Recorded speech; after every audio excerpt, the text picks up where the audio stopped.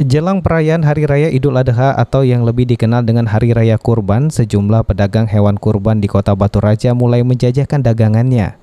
Ada perbedaan antara tahun lalu dengan saat ini yang dialami para pedagang meskipun sama-sama di masa pandemi COVID-19. Jika tahun lalu kebanyakan pembeli hewan kurban dilakukan perorangan, di tahun 2021 ini mengalami perubahan. Kebanyakan pemesan tahun ini berasal dari pihak perkantoran, kelompok warga, perangkat desa, dan pihak masjid. Sementara pembeli yang berasal dari orang pribadi cenderung sepi. Menurutnya secara umum penjualan hewan kurban tahun ini lebih baik dibandingkan tahun sebelumnya. Hanya saja jenis hewan yang dibeli untuk dikurbankan lebih banyak jenis kambing dibandingkan dengan sapi. Hewan kurban gitu Pak tahun ini Pak? Tahun ini agak naik. Banyak yang pesan, banyak yang nitip. Bayar titip. Ngembek mau lebaran kita ngantar. Kalau ngembek 2 kasih hadiah kantong asoy sama kardus untuk minum uang motong.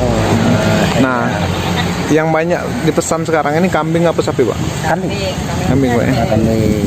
Kalau untuk penjualan sapi sendiri Pak? Banyak Lumayan ya? Di kami sekitar 15-an. 15. Kalau dibanding tahun lalu Pak? Kenapa? Kalau dibanding tahun lalu banyak sekarang apa tahun lalu Pak? Banyak sekarang. Nah, sekarang Pak.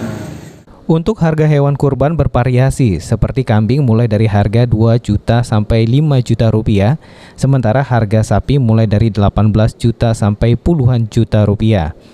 Hewan kurban ini banyak didatangkan dari luar Kabupaten Oku seperti Lampung dan Oku Timur. Ari Pranika, PAL TV.